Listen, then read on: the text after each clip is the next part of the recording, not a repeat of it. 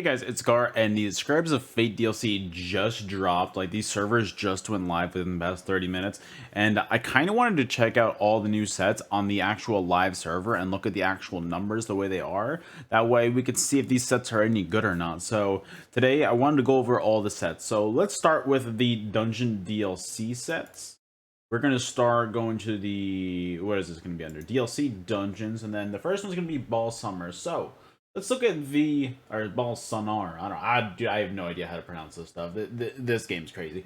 Anyway, let's look at the one monster set from this. We get a line of stamina recovery, magic recovery, and health recovery. That's kind of interesting for a One Piece. I think it's not as good as the One Piece from Magma, so if you ever need a One Piece, I still recommend the Magma Incarnate one, but the two piece is going to be each second when you're in combat, you gain a stack of Dark Light up to 30 stacks max. Each stack of Dark Light increases your stamina recovery, magic recovery, and health recovery by 8. Each second you're out of combat, you lose a stack. So that's interesting. That just seems like a lot of recovery right there. So I'm gonna do the math real quick. So you gain a stack of Dark Light on. Yeah, okay. So you can get 30 stacks, and you times that by 8. You're basically increasing your recovery by 240 for each every set, like when you're at your max stats. So that's interesting. That's some pretty good recovery.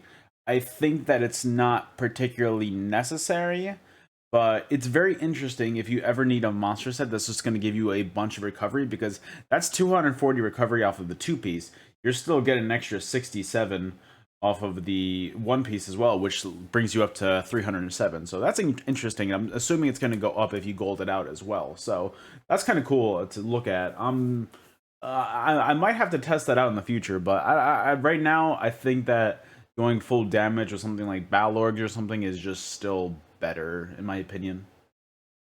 The next set is going to be Nix Helens Howl. So whatever that means. The 2-piece, 3-piece, and 4-piece are all the same. It's going to be a line of weapon and spell damage. So I always love to see that, because I always love to max out my weapon and spell damage.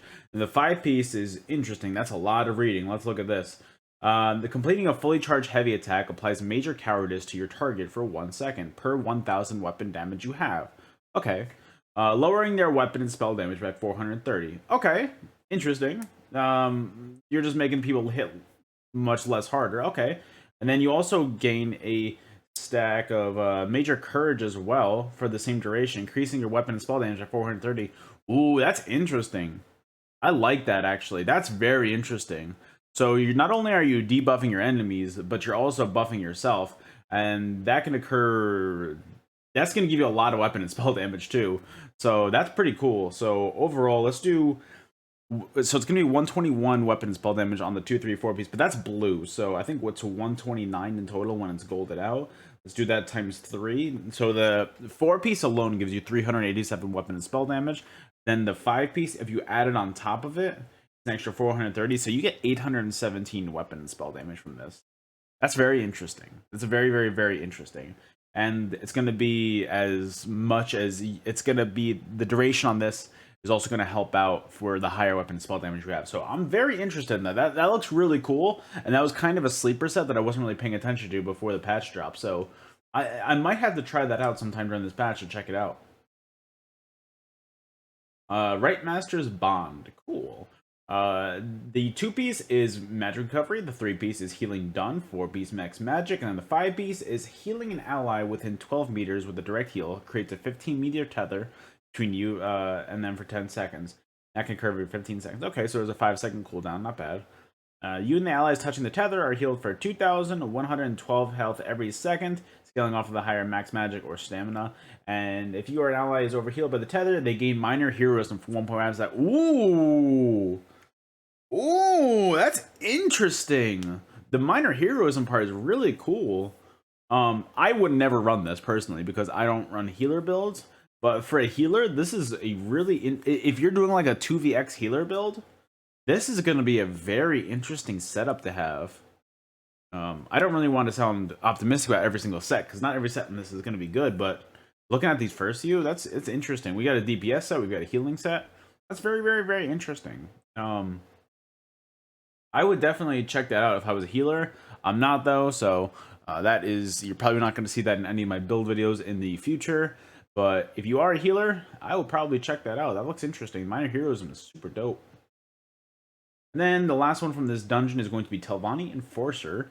The 2-piece is max stamina, 3-piece is max health, 4-piece max magic, and then while bracing, increase your magic recovery by 369. While you're not bracing, increasing your stamina recovery by 369. Okay. I don't really think that's really that great. Who cares about recovery if you're just like a tank, really? I don't really think this is that great of a set, personally. I could be wrong, but personally, this doesn't really do too much for me. I'm not really that impressed by this. Cool, you can block, you cannot block. Who cares, honestly? I don't really like the block playstyle, personally, so for me, this set does absolutely nothing. So, on to the next one, which is going to be... What is this? It's Scriven... I don't know how to pronounce... How do I pronounce this? Scrivenger's... I don't know. I'm not even going to try. New DLC. Other monster set is going to be... Ozezan the Inferno. Dude, my pronunciation on this is correct. So the 1-piece is magic recovery, cool. 2-piece is overhealing yourself or an ally, grants them 4,272 armor for 1.1 seconds. And then healing yourself or an ally grants them minor vitality for 1.1 seconds. Increases their healing receipt by 8 seconds. Okay. That's interesting. So healing yourself is always going to basically give you minor vitality, which is... That's pretty cool. The overhealing is... It feels like it's a very short duration, which I'm happy about. But, I mean, overhealing yourself is pretty good. You kind of need to sometimes if you got that Resolving Vigor rolling. So, that's an interesting setup.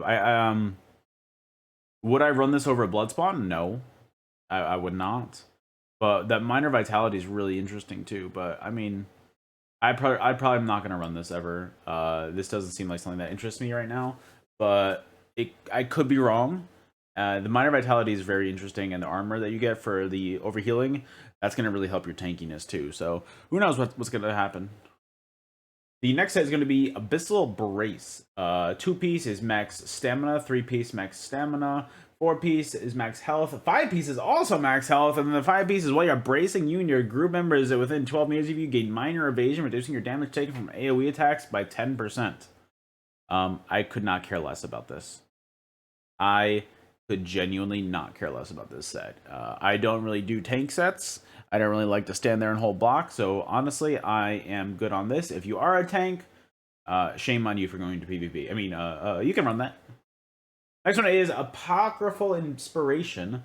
Crit chance, interesting. Through stamina recovery, weapon and spell damage, and then when you group member within 20 meters of you, you and a group member within 20 meters, you gain major fortitude, major intellect, major endurance, and increasing your health recovery, magic recovery, and stamina recovery by 30%. Whoa. Whoa, whoa, whoa, whoa, whoa. That is interesting. That is interesting. That is some really good recovery. And then the major fortitude, major intellect, major endurance. That's all... Damn. That's all really cool. That's all really cool having that kind of stuff, that kind of recovery. But I don't really know if I would really run that over any of the other sets. Like, yeah, like those are 3 really cool buffs that you get from that. But I wouldn't run that, I don't think, over something like Wretched Vitality, where it's more of a... Wretched Vitality is more of a buff that you can get, and you can reapply this. This seems like the kind of thing that you need to have on both bars for it to be super active. So at first I thought this was interesting, and then after I thought about it a little bit more, I don't really think that this even has a place in the game. Sorry to get your hopes up. I think Wretched Vitality is better in every way, because you could just backbar Wretched Vitality. This one, it seems like you have to have it both barred to actually have the recovery buffs up, so I don't think that that's really worth it. And then Rune Carver's Blaze. This is the one thing, this is one of 2 sets that I'm really looking forward to this patch. I want to grind this out and I want to try this.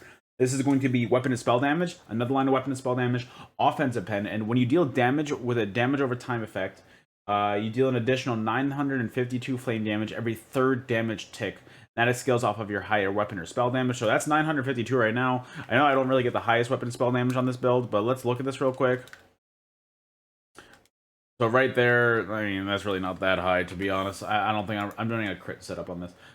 It goes up to 1,333, which is a lot better.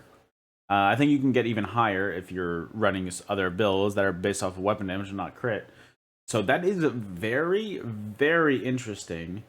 I want to try that out. I think that a cool dot setup would be something like rune carvers, and honestly, just use both rune carvers and then front bar also wave the fire as well. That's gonna be some really good. I'm gonna try that. I'm gonna try that as soon as possible. If you see a build video in the next few days of rune carver and wave the fire, just know that it worked. That's gonna be interesting. I want to try that out, but I think that's gonna be a really good dot setup, and I think that that's just really consistent damage. So I'm very interested in this, and I definitely want to check this out. This is very high on my list of sets that I want to try out this patch. All right, so those are all the sets from the 2 dungeons. From the PvP side, from the rewards of the worthy that we have, we're gonna have 3 new sets. Where are they? The first one is going to be Judgment of Akatosh, I believe. Sorry guys, I don't know where everything is. We're just doing this all in one take, by the way. I don't know if you guys can tell, but we're just enjoying ourselves. All right, this one is going to be, so Judgment of Akatosh is weapon to spell damage, max health, armor. Then we deal damage with a blink, charge, leap, teleport, or pull ability. So kind of like the same thing as Rush of Agony.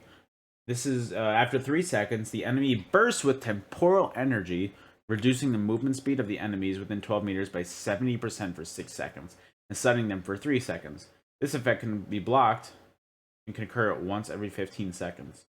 So basically what you're telling me is this is going to be something that Zerglings are going to be running, and this entire set can be negated by Race Against Time because you're just going to have a snare removal on you. I think this is going to be annoying at first, but personally, I don't see any need for this in the game.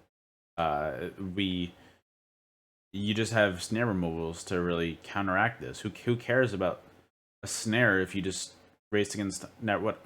I think that this is useless personally. I could be wrong, but I don't think that that's that good. Sorry. All right. The next 2 sets, the last 2 sets that we've got here. Also, guys, if we've made it this far to the chat, into the video, please don't forget to subscribe. It is free to do so, and yeah, I would appreciate it. We're almost at 5K subs, so guys, please do that. Anyway, the next set, one of our last 2 sets are going to be Shell Splitter. Is going to be offensive pen, offensive pen, offensive pen. God damn, there's a lot of offensive pen. When an enemy blocks one of your attacks, increase your offensive pen by 631 for 5 seconds. That could stack up to 20 times. Damn, that's a lot of pen. Wait, what's going to be... I'm bringing out my calculator right now. 631 times 20. Dude, you can increase your pen up to 12,620 if you get a full stack. Damn, dude. That's cracked.